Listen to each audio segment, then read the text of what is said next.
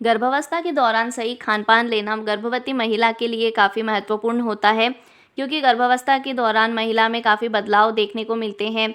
शारीरिक जो बच्चा होता है, जो शिशु जो है, जो गर्भ में पल रहा है, उसका क्या हो रहा है, विकास हो रहा है, जिसके कारण गर्भवती महिला का सही खान-पान, सही मात्रा में खान-पान काफ़ी महत्वपूर्ण है बच्चे के विकास के लिए, गर्भवती महिला के स्वास्थ्य के लिए। तो कई बार क्या होता है, गर्भवती महिलाओं को या जो मेडिकल फील्ड से बिलोंग करते हैं, प्रैक्टिशनर्स हैं, गर्भवती महिलाएं हैं, काफ़ी लोगों को कई सारे डाउट्स होते हैं कि उन्हें क्या खाना चाहिए, कितनी मात्रा में खाना चाहिए, कौन कौन सी चीज़ें उनके लिए काफ़ी बेनिफिशियल होने वाली है, किस चीज़ों को उन्हें नहीं खाना है।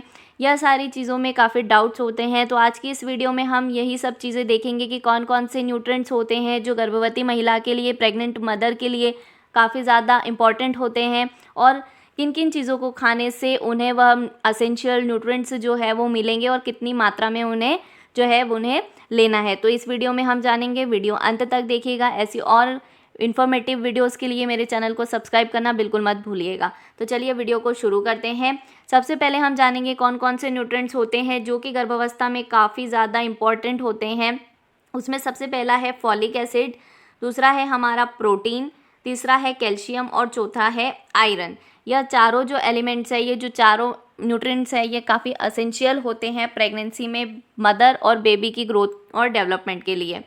तो सबसे पहले हम जानने वाले हैं प्रोटीन, यानी प्रोटीन का सोर्स क्या है, किससे हमें प्रोटीन मिलता है, नॉन प्रेग्नेंट यानी जब गर्भावस्था है उस दौरान कितना लेना है, और जब नॉर्मल जो ह्यूमंस होते हैं यानी नॉन प्रेग्नेंट जो मदर्स होती हैं या ह्यूमंस हैं, उन्हें कितना जो है प्रोटीन पर डे लेना होता है, इस वीडियो में हम जानने वाले हैं। सबसे पहले हम देखेंगे नॉन प्रेग्नेंट स्टेज, यानी कि नॉन प्रेगनेंसी नहीं है तब जो है नॉर्मल कंजप्शन प्रोटीन का कितना लेना चाहिए। तो 50 ग्राम जो प्रोटीन है पर डे, यानी एक दिन में 50 ग्राम प्रोटीन लेना होता है। लेकिन प्रेगनेंसी के दौरान, प्रेगनेंसी की स्टेज में क्या होता है, 60 ग्राम्स यानी 60 ग्राम जो प्रोटीन है एक दिन में लेना होता है। अब हम जानेंगे इसके सोर्स, यानी किन किन से हमें प्रोटीन मिलता है। तो दूध या दूध के प्रोडक्ट्स जैसे कि योगर्ट है, पनीर है, एग्स यानी अंडे जो होते हैं, दालें जो होती हैं, मीट और जो मछलियां हैं, इन सब से प्रोटीन मिलता है।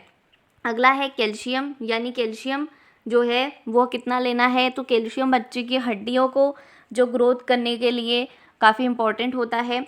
तो कैल्शियम जो है नॉन प्रेग्नेंट स्टेज में 400 टू 500 जो mg पर डे लेना होता है। लेकिन प्रेगनेंसी के ड्यूरिंग जो है इसकी अमाउंट जो है पूरा हाफ जो है बढ़ जाती है, यानी 1000 mg पर डे जो है प्रोटीन का कैल्शियम का कंजप्शन जो है प्रेग्नेंट मदर को करना चाहिए। इसके जो सोर्सेज हैं वो है मिल्क प्रोडक्ट, एग्स और फिश, इन सभी में जो है कैल्शियम मिलता है। अगला है आयरन। आयरन का जो अमाउंट है वह नॉन प्रेग्नेंट स्टेज में 18 से 20 mg पर डे जो है लेना होता है। लेकिन प्रेगनेंसी में जो है 40 mg पर डे जो है आयरन जो है वो मदर को लेना होता है। आयरन के जो सोर्सेज हैं वो है सीरियल्स, जैगरी यानी कि गुड़, हरी पत्तेदार सब्जियां, आयरन फॉलिक की प्रेगनेंसी के ड्यूरिंग आयरन फॉलिक की टैबलेट्स भी मदर को दी जाती है। तो इन सभी से जो है आयरन मिलता है। अगला है फॉलिक एसिड। फॉलिक एसिड जो है नॉन प्रेग्नेंट स्टेज में 200 माइक्रोग्राम पर डे जो है लेना होता है। लेकिन प्रेगनेंसी की स्टेज में 400 माइक्रोग्राम पर डे जो है प्रेग्नेंट वुमन को लेना होता है। अगर हम इसकी सोर्स की बात करें तो हरे पत्तेदार सब्जियां, अंडे जो है, मिल्क है, और जो फॉलिक एसिड की टैबलेट्स हैं, इनसे फॉलिक एसिड मिलता है। अगला है विटामिन ए, जिसे हम रेटिनॉल भी कहते हैं। नॉन प्रेग्नेंट स्टेज में 5000 यानी 5000 आयु जो है पर डे इसको कंजप्शन इसका करना पड़ता है। लेकिन प्रेगनेंसी की स्टेज में जो प्रेग्नेंट मदर है उसे 6000 आयु पर डे जो है विटामिन ए लेना होता है। इसके सोर्सेज की बात करें तो हरी पत्तेदार सब्जियों में विटामिन ए पाया जाता है।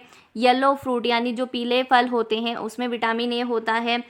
दूध के जो प्रोडक्ट्स होते हैं जैसे कि दही है, पनीर है, कैरेट यानी कि कैरेट, टमाटो जो है यानी टमाटर जो है, एग्स, मीट और फिश, इन सभी में विटामिन ए पाया जाता है। अगला है विटामिन सी, जिसे हम एस्कॉर्बिक एसिड से भी जानते हैं। यह जो है मदर की इम्यूनिटी को स्ट्रॉन्ग करने में, जो बेबी है उसकी इम्यूनिटी को बूस्ट करने में काफ़ी इम्पॉर्टेंट रोल प्ले करता है vitamin C. Non pregnant stage में 50 to 60 mg पर डे जो है विटामिन सी का कंजप्शन करना होता है, लेकिन प्रेगनेंसी के स्टेज में 70 mg पर डे जो है विटामिन सी लेना होता है।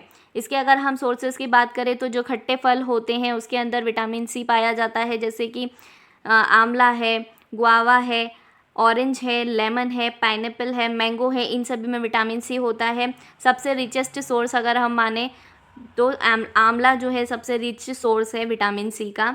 नेक्स्ट है विटामिन B1 जिसे हम थायमीन भी बोलते हैं। नॉन प्रेग्नेंट स्टेज में जो है 1.1 mg पर डे जो है विटामिन B1 लेना होता है, लेकिन प्रेगनेंसी की स्टेज में 1.5 mg पर डे जो है वह विटामिन B1 का जो है कंजप्शन प्रेग्नेंट मदर को करना होता है।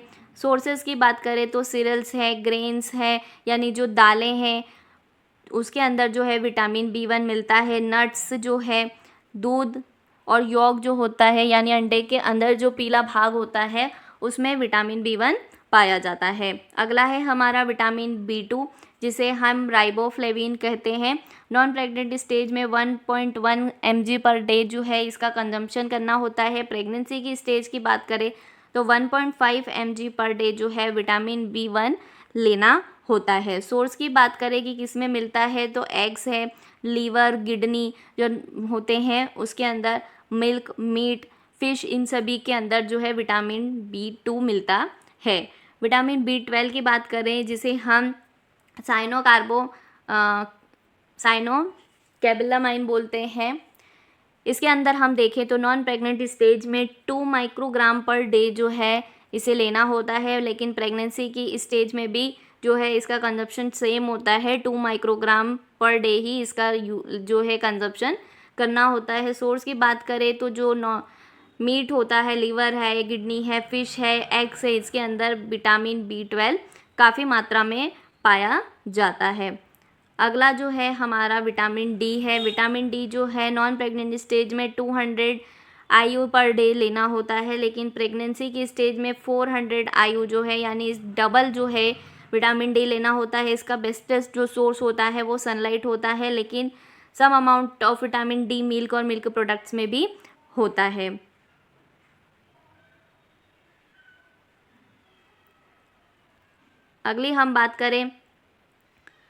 अगला हम देखें energy in form of kilo calories, यानी कि एनर्जी जो है महिला को, जो गर्भवती महिला है उसे एनर्जी की, कैलोरीज़ की कितनी रिक्वायरमेंट होती है अगर हम कंपेयर करें नॉन प्रेग्नेंट स्टेज से, तो नॉन प्रेग्नेंट स्टेज में 2200 किलो कैलोरीज़ पर डे की रिक्वायरमेंट होती है, बट प्रेगनेंसी में क्या होता है 2500 किलो कैलोरीज़ पर डे जो है उसकी रिक्वायरमेंट होती है।